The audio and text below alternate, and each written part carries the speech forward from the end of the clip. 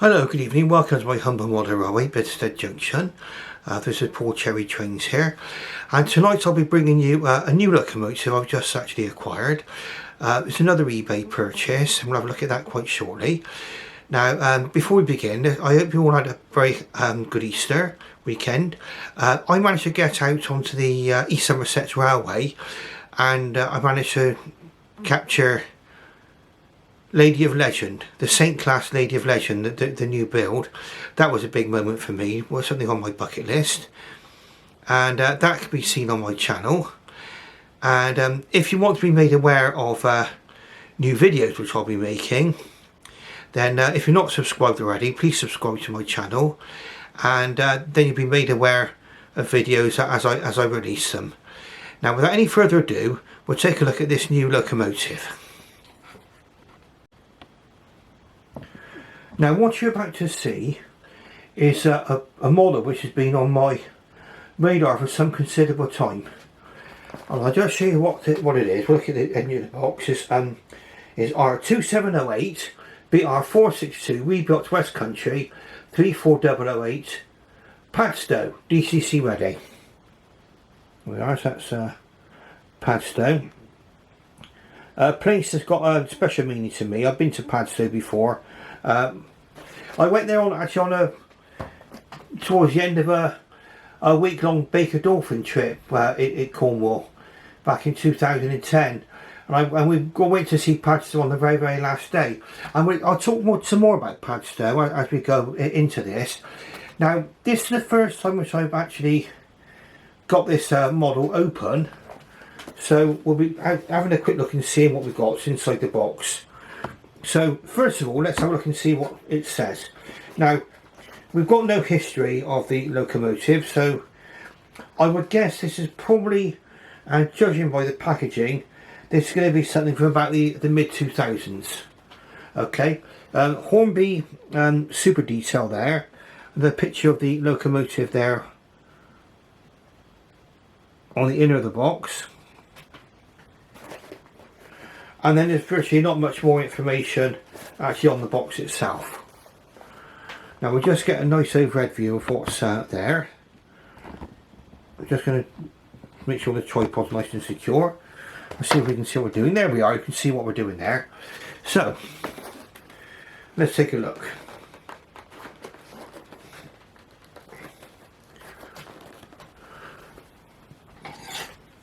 Now, a little trick for opening up boxes for those of you who are unaware. It saves damage in them, really. There. So I'll just use a knife and twist. Open it comes. Now, this packaging I've seen on a couple of my locomotives which I own already, and I think Derwent Grange was one of the ones that was packaged up like this. I'll just put the box to one side.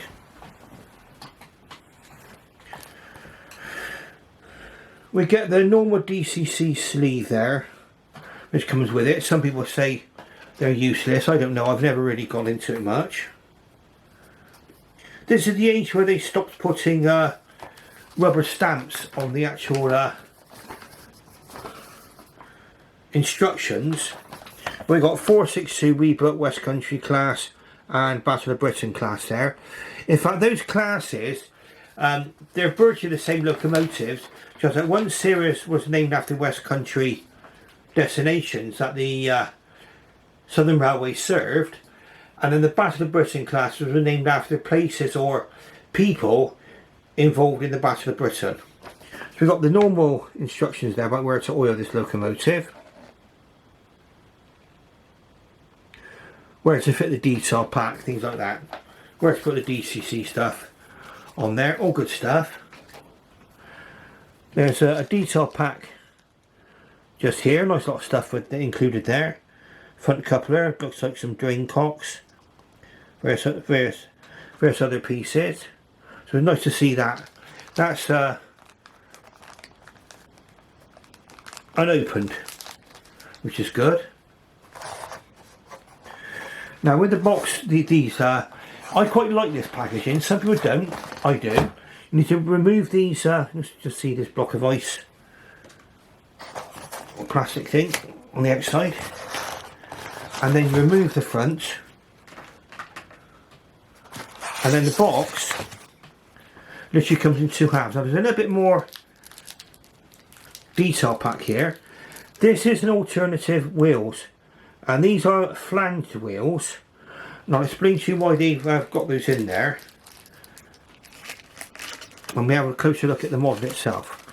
So that just simply lifts up.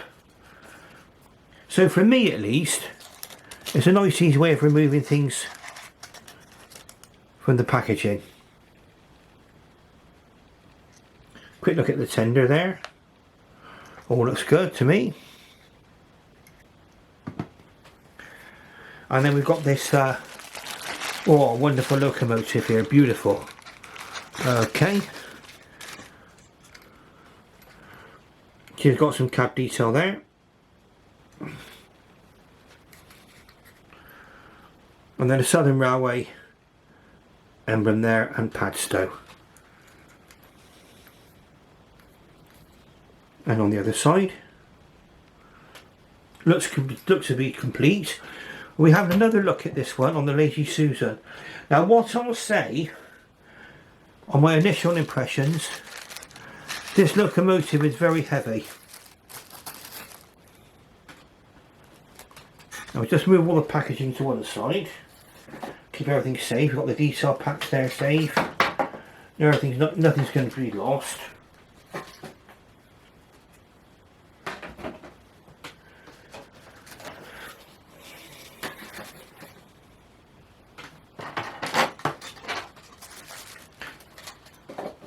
Now the first thing I want to find out, is, does the locomotive run? Now they say this one, this locomotive was part of someone's inheritance. So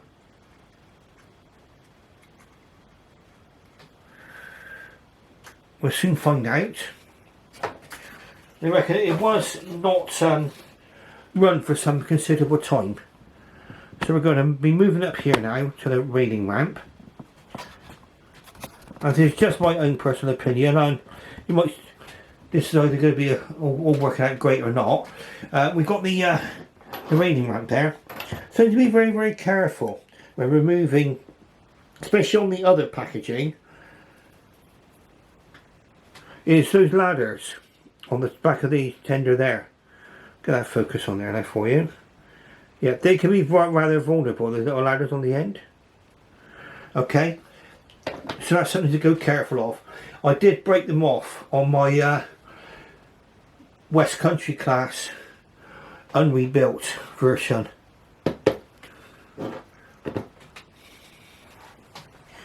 Now we've got some coaches ready to go as well.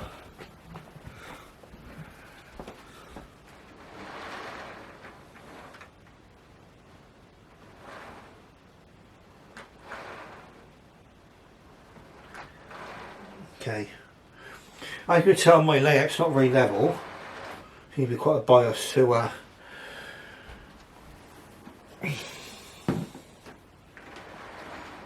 one side. So just for the sake of there, I'll put the signal box in the way just for now.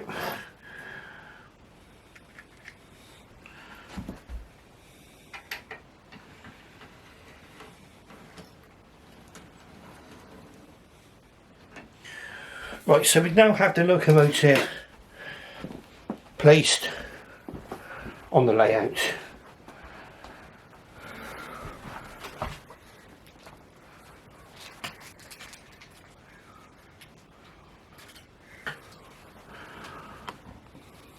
Now we'll just move that. We'll move the signal box in just a moment. What we want to know first of all, probably looks a bit odd with the signal box being there. What we're looking at first of all is, does the locomotive work? Yes, it does.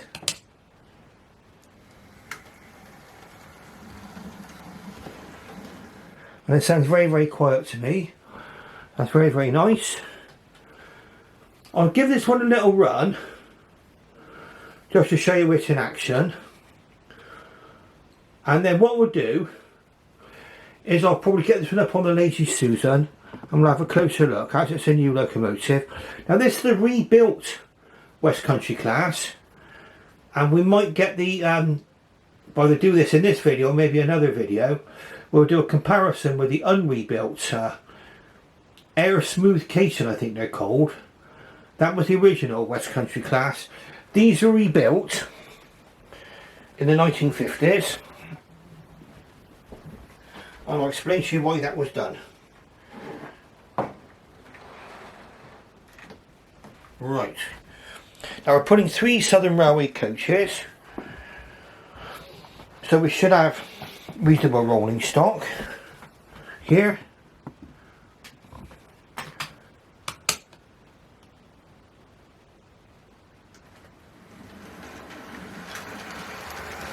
Right, so Padstow is now on course. Now first impressions, very nice runner. Okay, very smooth, very quiet. What a beauty, what an absolute beauty.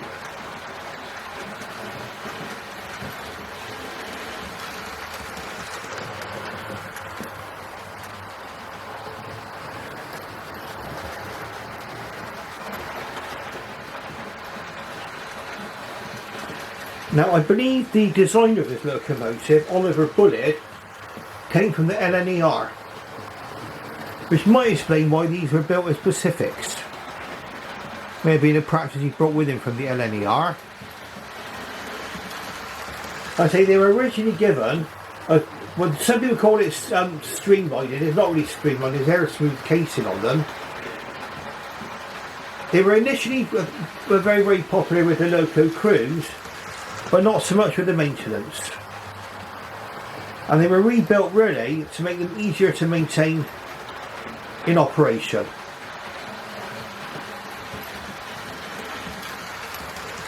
Now whether people prefer the original West Country Class or the rebuilt West Country Class is very much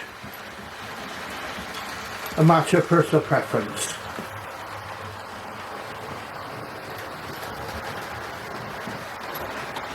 And even a closely knit loco crew such as Peter Smith and Donald Bill. Donald Bill was a driver, Peter Smith was a fireman on the Somerset and Dorset.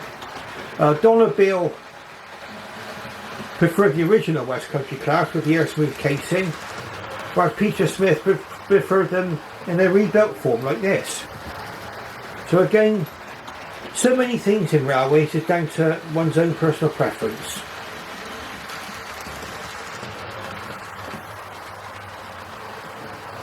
Now this locomotive is running without a murmur, absolutely superb. I think it's probably one of the best models I've got. I'm already saying this. No firebox glow, fair enough.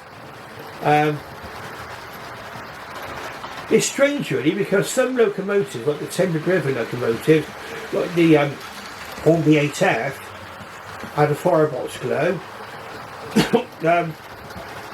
Also the R2708 also had a firebox glow. I think it's 28XX, isn't it, series? But these later models built from China did not come with a firebox glow. And then suddenly, which has been recently reintroduced, hasn't it? Well, I think this locomotive looks absolutely magnificent in any case. Now, for the West Country person like me, I'm generally a GWR guy, fair enough, I would say that, but very much also a fan of the Southern and the Midland, because the Southern Railway and the Midland Railway operated trains on the Somerset and Dorset Joint Railway.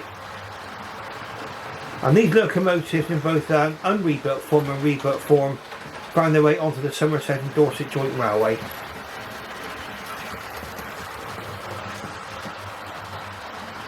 Also, they could be whizzing down from Waterloo to the West Country. These are the lighter version. I mean, the Merchant Navy class is a larger version of this, which were built first. And then this is virtually, in many ways, a shrunken down Merchant Navy class. The reason why these were built was to give them a better route availability. So the lighter weight will enable them to go over a wider range of routes. Especially into Cornwall, into places like Padstow.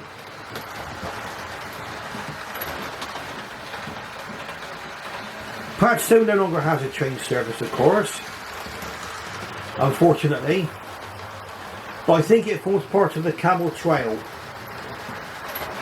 Something I will explore if I ever get back to Padstow again. I was there for a very, very limited time. I did not, and it was basically on a coach excursion, so I was very, very sort of limited by the coach departure time. Now what we're going to do is if we have a look at this locomotive going over points.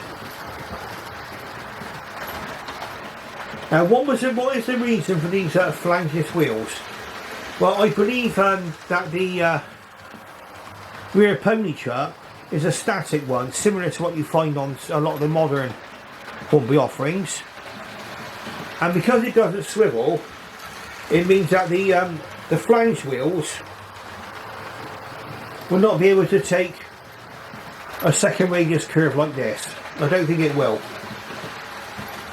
Probably will suffer derailments. This allows the flangeless wheels. This here allows the wheels to float either on or just slightly above the track. And that's the rearmost wheels on this. This is a 462, which makes it a Pacific. So 4 leading wheels, 6 driving wheels, and 2 trailing wheels under the cab. So the next time you'll see this locomotive is going to be on the Lazy Susan.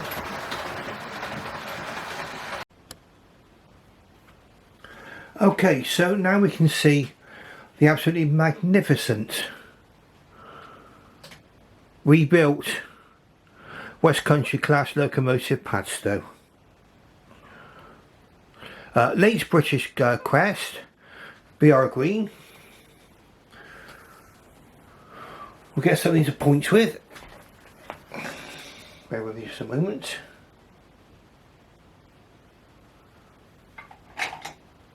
Now this will be fine. Right, so you can see that these got the crest there, named Padstow just underneath. Apparently putting the names of these locomotives are different places. Some people, believe it or not, were mistakenly led to believe that their Padstow would have been the destination. Okay, that is not the destination, it's the name of the locomotive, okay? But I think there had been known for some people to get confused by that. Got the number there, 34008, and the late BR crest.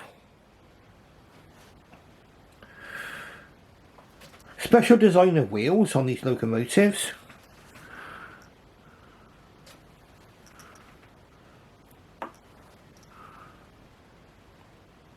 Very strong design. And these differ from the earlier unrebuilt West Country Class locomotives, and that they're built with conventional Walschaerts valve gear. So that means that all the valve gear is actually on the outside of the locomotive there and accessible. I believe these are a 3-cylinder locomotive. The unrebuilt West Country classes, or the air smooth cater, I've seen people being picky about what we call these different locomotives, but I think as long as we can express what we mean, That's fine by me, but I'll call the earlier ones air smooth casings ones. All of this is hidden. In fact, the original West Country classes followed a bit like automotive practice, in that I believe the valve gear was chain driven, running in an oil bath. Okay, according to Peter Smith, the unrebuilt locomotives were quite heavy on oil. Okay, and I only learned that from, I never met him personally. I think it's a locomotive video called All Change at Evercreech Junction.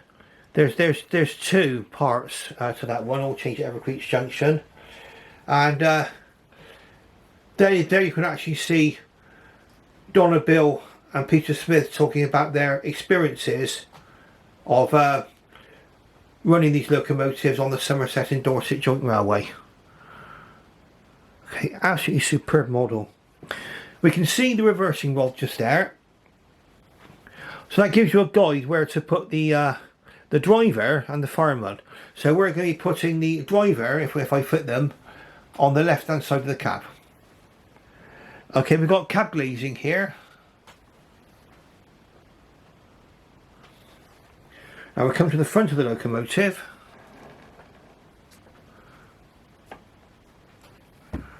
And we'll just get into focus. Well, there we are, that's not too bad.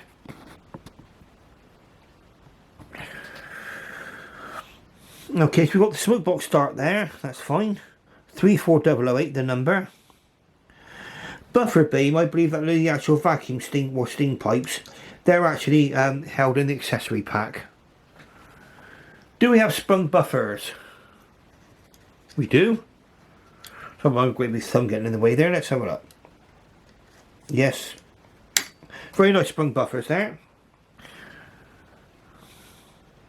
And we can see probably where you've got where the cylinders are there, I believe. Oh, that's, oh no, they're not. They're got 3 lamp brackets there.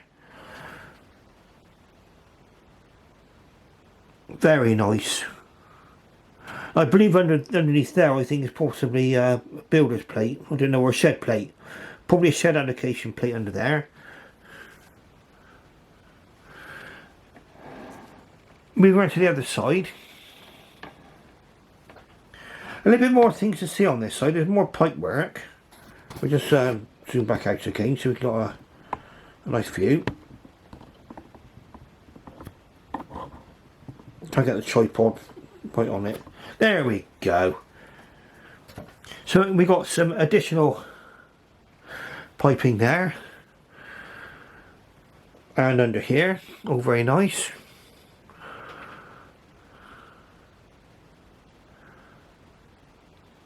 And again, you've got the crest and the name Padstow. Padstow, I believe, was up in Cornwall. I think it's up near Newquay, isn't it? It's a small fishing village, and that's where Rick Stein's operation is from. And also in Padstow, I think you've got nowadays you've got a kind of a place where they keep baby lobsters. I've been there and I've seen it, and eventually when they grow bigger they release them into the sea, so they're trying to keep up the lobster population.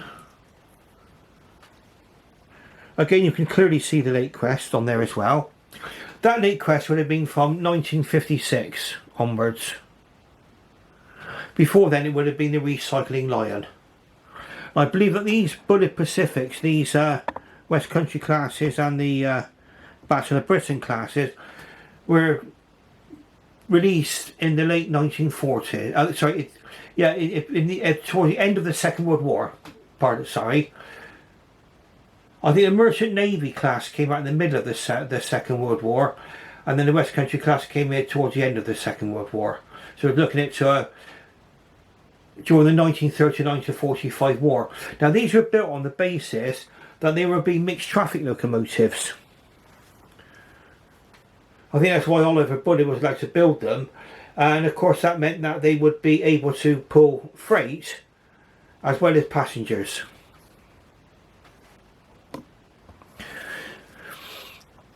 Twin ladders on the back of there, lamp irons, You've got the steam pipe on the back of there, a coupling hook. So I'm guessing those details are probably going to be in the pack. There's also the coupler there, and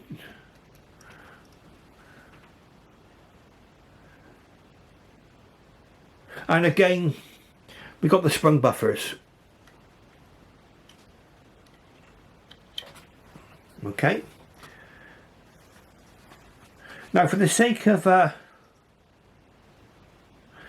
comparison, in a future video, what I'm going to do is I'm going to put the two together and compare them. I've got the original West Country Class. I've got Blackmore Vale. You probably saw that one in one of my previous videos. Okay, and then we'll do a video with this one, Padstow, and Blackmore Vale included. Give it one more twirl.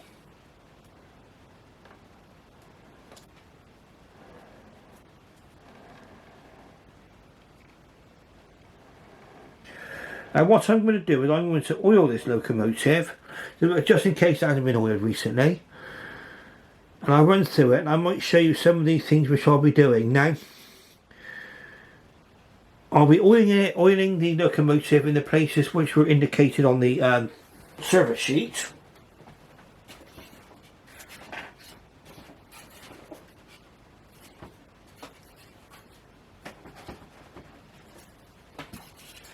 Plus anywhere where there are actual moving parts.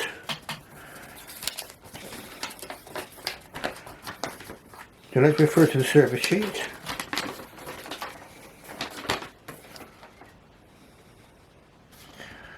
There we are, it shows you there. It looks to me as if the actual the gearing for the motor down to the mid, it looks like the middle wheels are driven here. That's available. Also there it's telling you to oil the axles. And also basically where the crank pins are, anywhere here where there's moving parts in the valve gear. And also what I'll do is I will get a nut spinner or spanner, and I will check that all of these crank pins here, there and there, are all done up. Okay, so pardon me, there and there, because this has happened to me a couple of times now where I've ridden the locomotive round the track and for some reason or other the crank pin's been loose for some reason. If the crank pin comes out, you're in a whole new world of misery. Okay, so I'll be checking that. So the next time you'll see this locomotive, we'll be back on the track. Right, so before we go on the track, I think I would show you just briefly what procedure I follow, or people should follow before they actually put the locomotive out on the track, especially if it's been bought second hand. In fact, I probably wouldn't even do it for a new one. You need one of these. Let's focus on my thumb. There you go, a nut spanner or spinner. Got hexagonal end there, different sizes on each end. And what we're doing here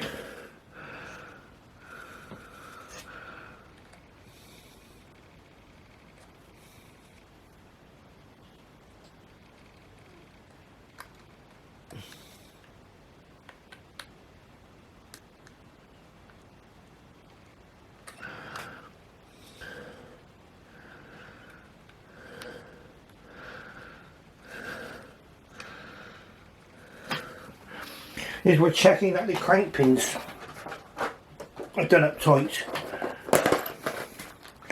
Now a little trick which I learned is that sometimes if the actual valve gear isn't always, the actual crank pin isn't always available.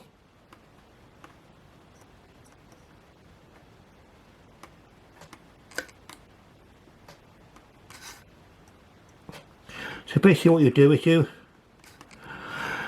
just use a battery to turn around the the hidden crank pin.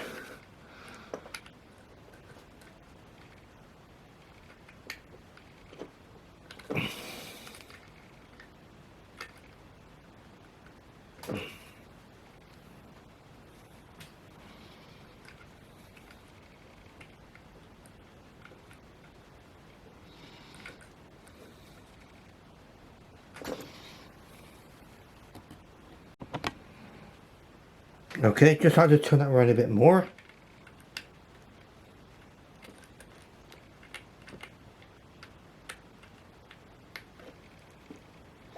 So we check that one is tight now. So that I'm going to repeat the process on the other side.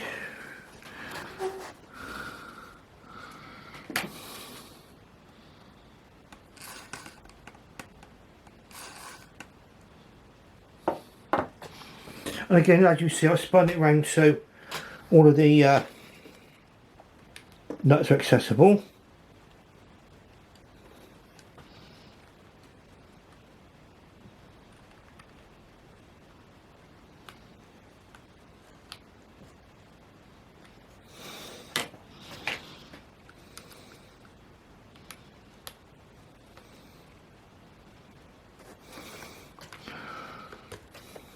Right, so now I've ascertained that all of the nuts are tight, crank pins.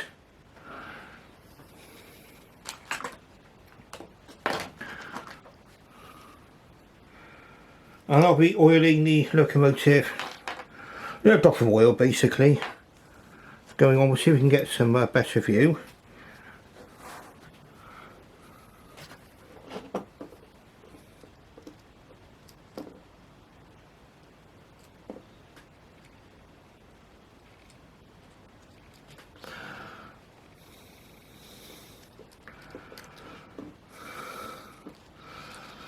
Okay, so we've got a drop of oil on the valve gear.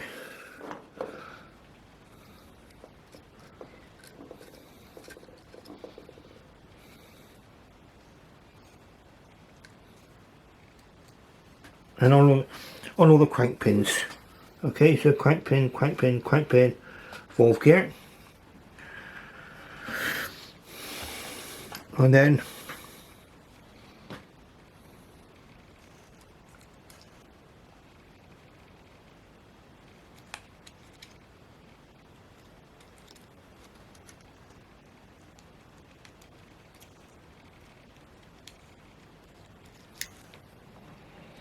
so we've done the axles now as well. And on this one, I wish they'd do this actually on all of them. You can see the cog there for driving the middle axle. That's where the cog attached to the motor. And a drop of oil on there won't hurt either. Okay, and they say also to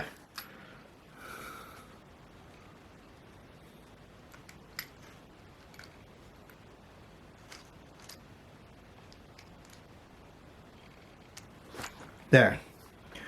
So sorry my hand got in the way, but really what we've done is we've applied oil with an oil pen to the wheels here, the crank pins, everything is all nicely done now.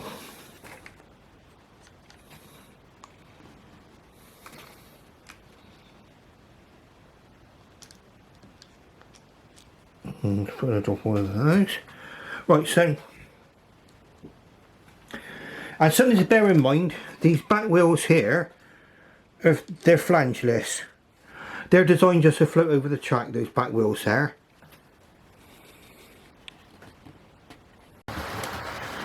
Okay, so we've got Padstow back on the track now, about to come past the signal box. Now, we can imagine this locomotive heading maybe down the main line from Waterloo, or at least going to one of the West Country destinations like Padstow over the North Cornwall line and depositing its happy holiday makers.